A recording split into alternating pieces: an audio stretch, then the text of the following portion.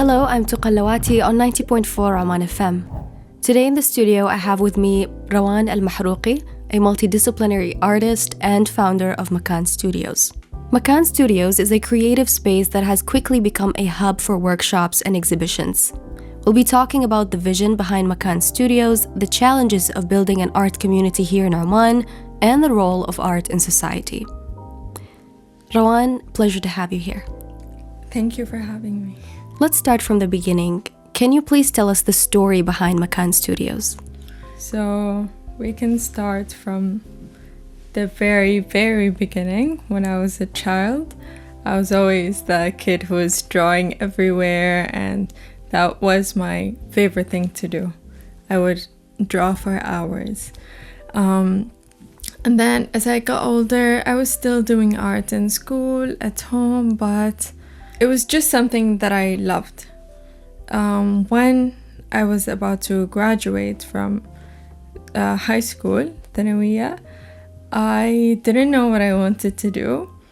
I just knew that I loved art, and there was no fine art degree that I can pursue, like no scholarships at that time. The only option was art education, and so I applied for that and I was accepted, and then I started my journey learning more about art, fine art, about education, and how I can bring the two together. And after my graduation, I worked as an art teacher at a school, at a few different schools actually. So I understand that at no point did you try to explore other fields. You've always been about art. Yes, I was interested in a few other things, but something was calling me to art more than all the other things. And so I stayed with it. I wasn't sure what my life would look like, because at that time, being an artist was not really a job. Right. You know, it's not something that you can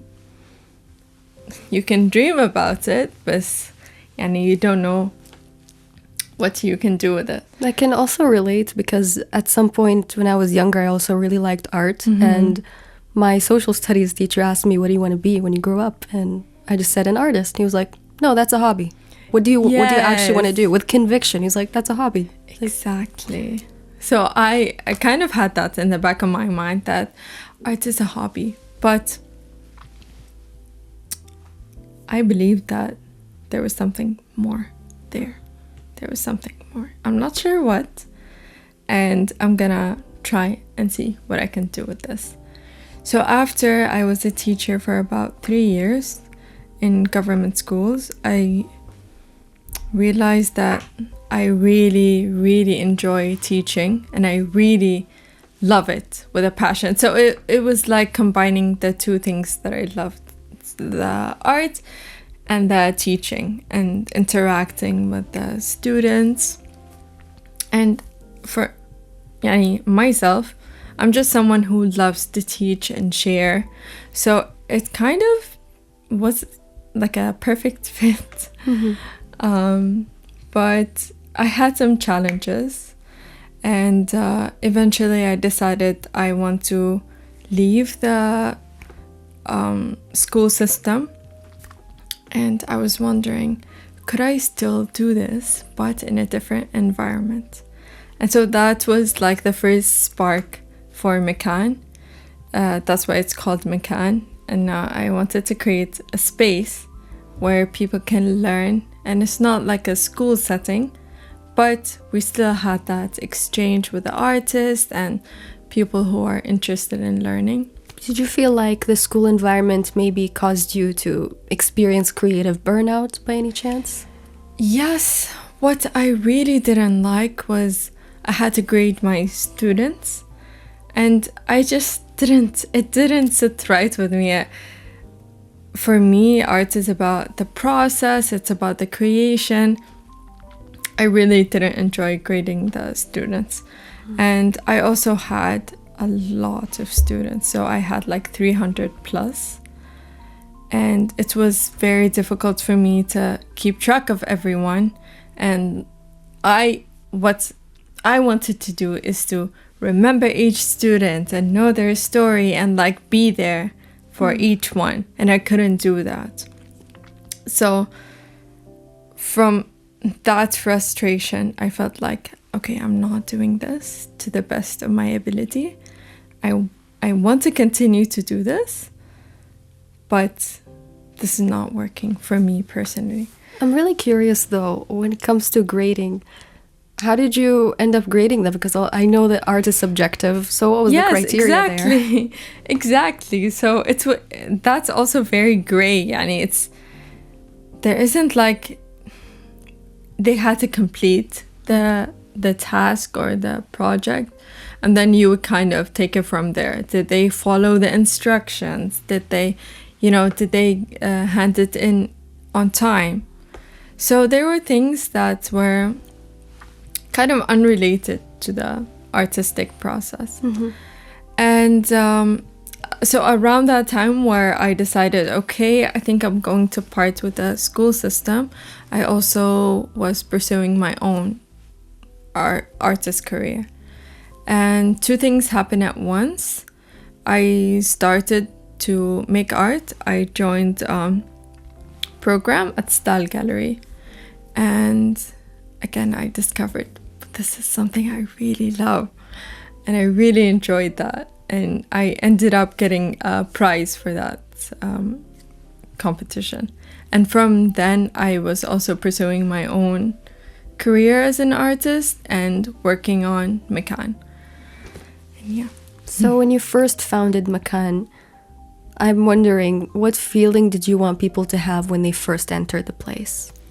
I wanted it to be a space where they can create and get lost in whatever they have in their hand.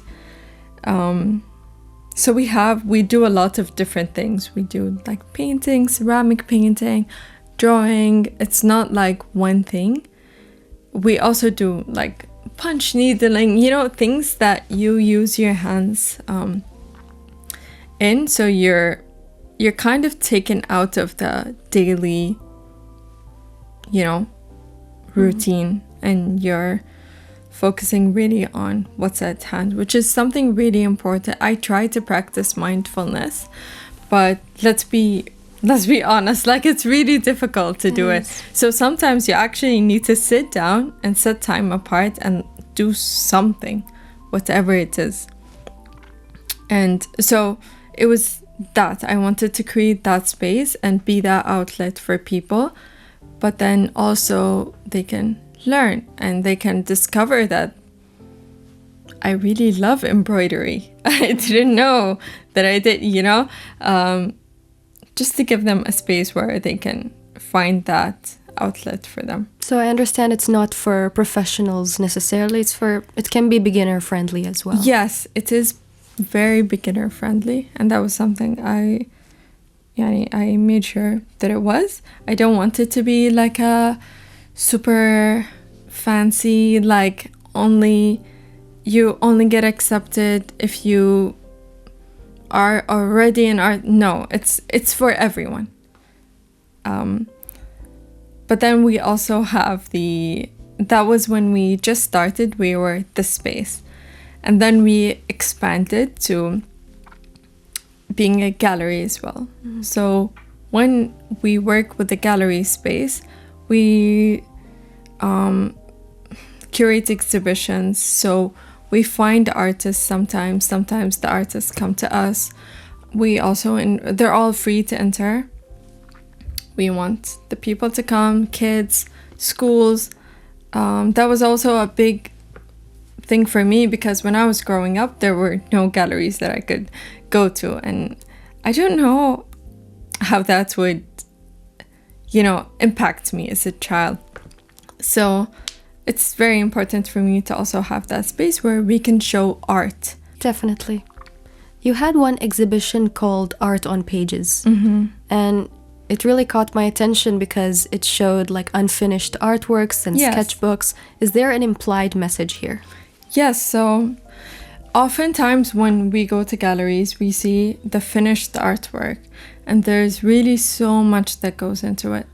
I also wanted artists to feel like my process is still important. Like, my process is still art. And this process can take a very long time. It can take a very short time, but it's still very important. It's very valid. And so the idea came from like my artist friends. I became really curious. Like, I wanted to see what was in their sketchbook. So I would ask them, like, can I see your sketchbook? What are you thinking of? Because that's the most important part about being an artist, your brain, right? So it was just that like personal fascination.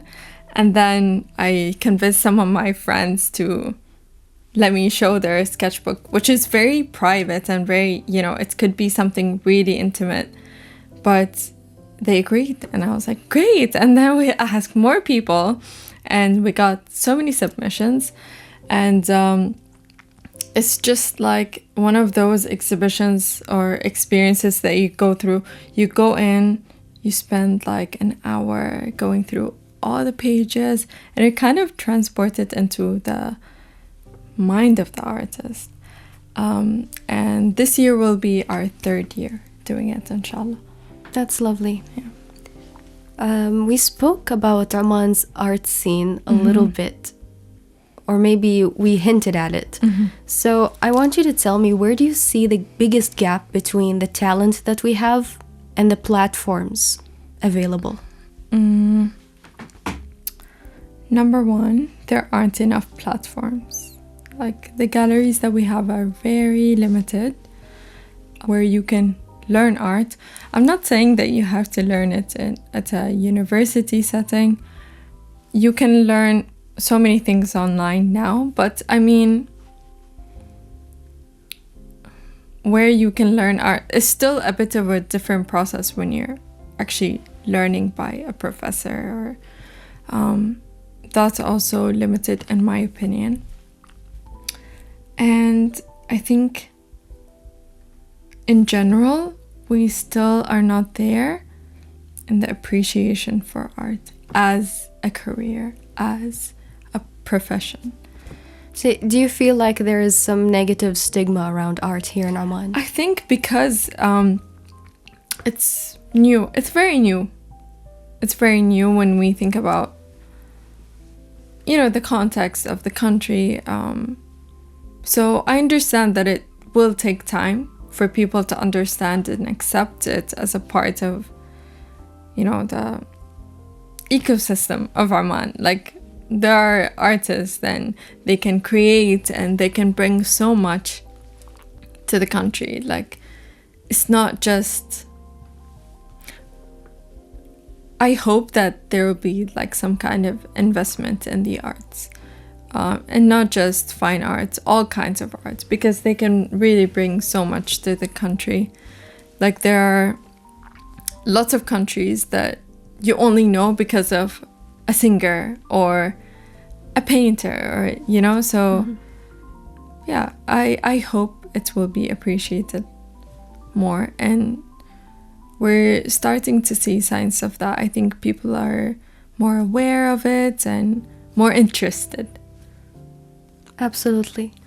Living here in Oman, of course, there are some topics that you need to approach with a bit more sensitivity. Yeah. Let's say topics about tradition, identity, religion.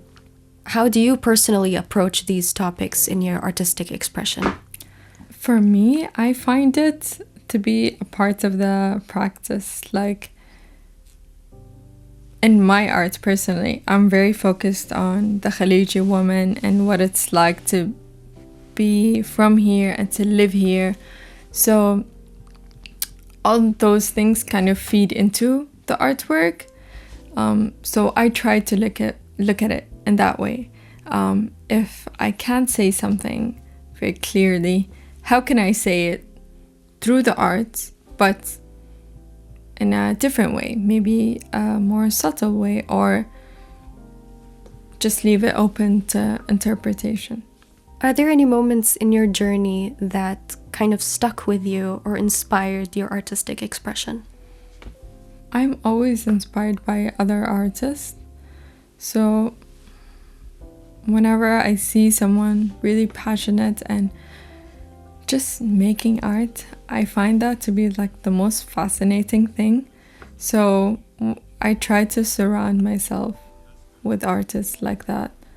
Or even if I'm not near them physically, I read a lot about artists, and watch videos, So yeah, I try to do that. There's a lingering question. At the beginning of your journey, you used to post pictures with your face blurred or covered. Yes. Is there a reason for that? And then slowly over time, that changed. So, yes, of course, there's a reason.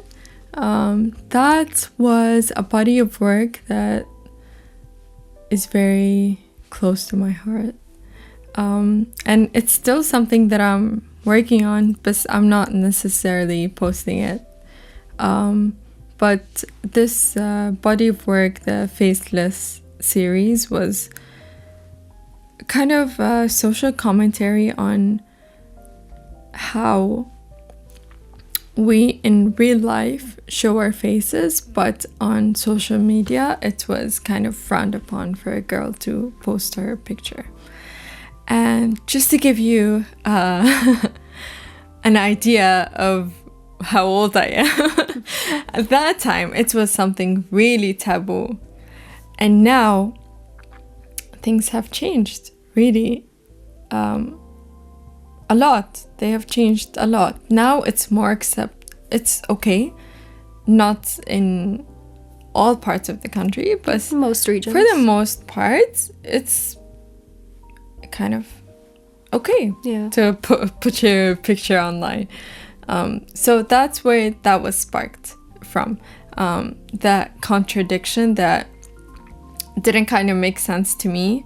Why is it okay in real life, but on social media it's not? And then it sparked other questions, and my whole practice is kind of trying to understand the societal norms that we have and why they're there, what's the history behind them, how they came to be what they are today, and how they affect us in our everyday life. So yeah, that's where that came from. That's very nice. I hope that kind of explains it. Yeah. So you are an artist and a manager at the same time. You're running the space and you're also an artist. Have you ever felt that these two sides of you are in conflict? Absolutely. Absolutely. So running a small business is, of course, I'm sure anyone would tell you in any field, is so time consuming, and it takes so much of your energy. And for me, in order to create, I really need to get in that state of mind where I'm ready, So that really limits my time to create. But I'm kind of looking at it this is the season for me to support other artists. And I'm really happy doing that. I really enjoy that. So I love to see the artists who, for example, apply to our open calls and sit with them and see how we can make this better. This is really amazing. You have something here. Can we look at it from a different angle? Let's see what we can do. I really enjoy that too. So I'm not making as many artworks as I was, but to me this is still feeding my soul. So yeah. Very nice. So before we started the interview, you mentioned that you have a son. Is that correct? Yes. Do you feel like he inspires your artistic expression in any way? Are there any symbols of motherhood present in your art? Yes, actually, funny enough, a few days ago I changed my Instagram bio and I wrote just another artist who's struggling to make art since I became a mom.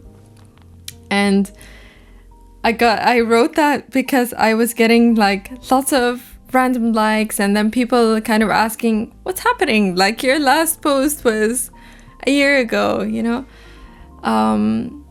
So yeah, that was kind of an explanation for that. Being a mother is a really, really, really interesting and unique experience. And I definitely have like so many artworks, or so many, like a whole body of work about what it means to be a mother and what that experience is like. Is it published or still? No, it's not. It's not published yet. But where does the struggle really lie in being an artist and a mother? I think just that time. Okay. Just not having enough time to, and also running the business at the same time. So the time is like cut down like really, really, really thinly. But I struggled with that a lot in the beginning, but I'm trying to, again, like look at positive. So I couldn't go out and like do my photographic or video work as much. So I decided, okay, I'll start to paint. And I'm doing like huge paintings, and I start to paint, and then I have to go get my son and the paint will dry, and then I'll have to mix the paint again, and it's not the exact same shade. So one day I was like laughing at it. I'm like, this is actually like motherhood on a canvas. Like so I'm trying to embrace that. It's messy. Yeah, it's messy, and it's a season. And this is a bit different. It's a bit off topic maybe, but I want to know your take on AI now that it's taking over, and most artists are not very happy. Yes. What about you?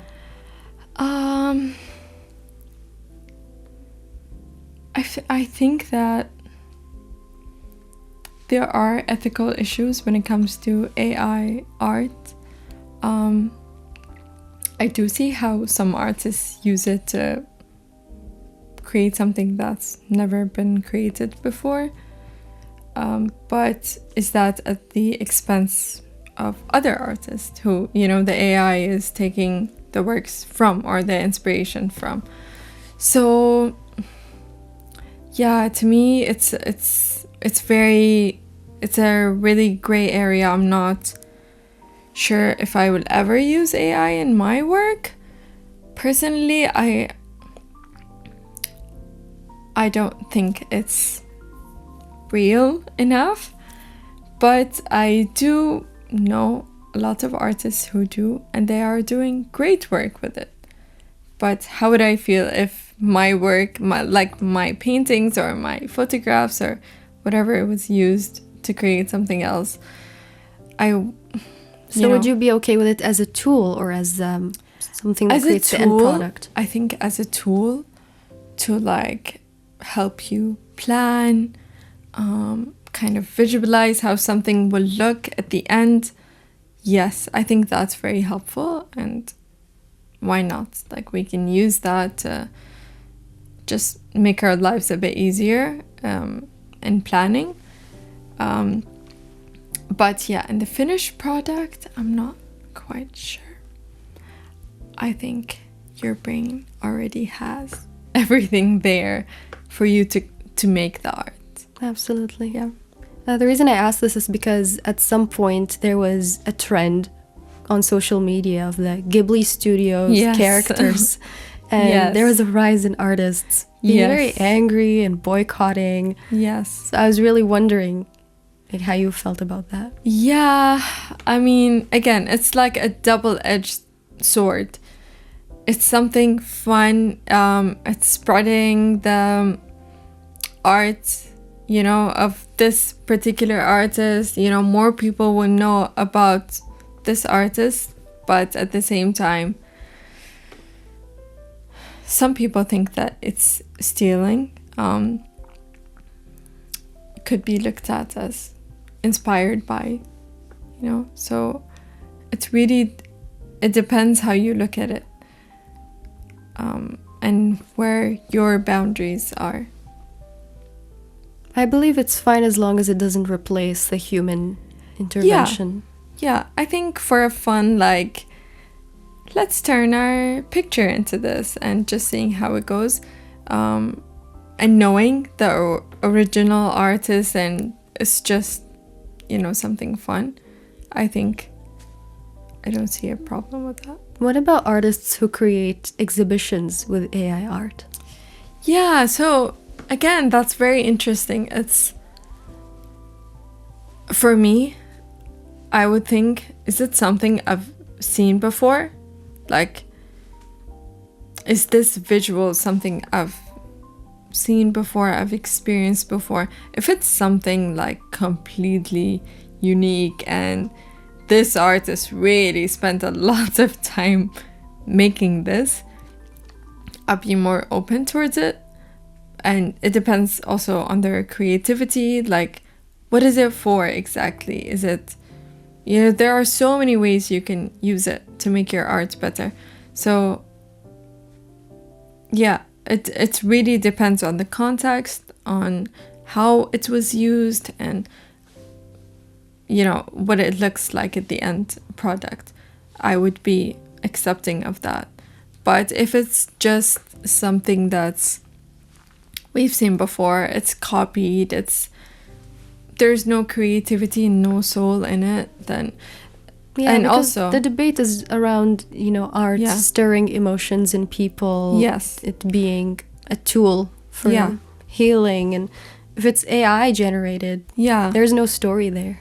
Lastly, how can someone get involved as a visitor, as an artist, as a student?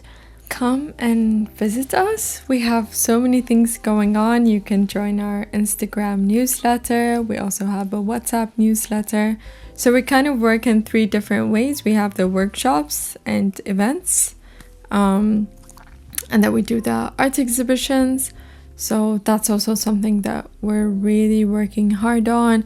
We do like 4 or 5 exhibitions a year, and we always do open calls, so you can join our newsletter for that. And then we also do private events, so birthdays, corporate workshops, and we do art consultation. So all of these things, you can find them on our social media. And just, if you're someone who loves art, just what's your social media page on Instagram? Sorry. It's at Makan Studios.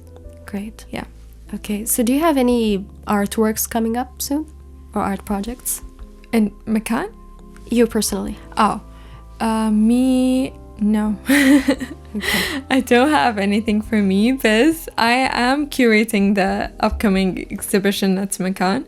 So you have to come and see that. That will be the sketchbook exhibition. We have so many cool sketchbooks this year, and we're really excited. We're gonna keep it open for like 3 months till the end of the year, so that's plenty of time for you to come again and just look at all the sketchbooks and the art. That sounds awesome. Thank you so much, Rawan, for joining us today. For our dear listeners, Makan Studios is located in Intercontinental Hotel. Is that correct? Yes, on the ground floor. Exactly. You can go as a visitor or explore their various workshops, and you can find them on X and Instagram, as we mentioned, at Makan Studios. This is Tuqa Al Lawati on 90.4 Rawan FM. Thank you.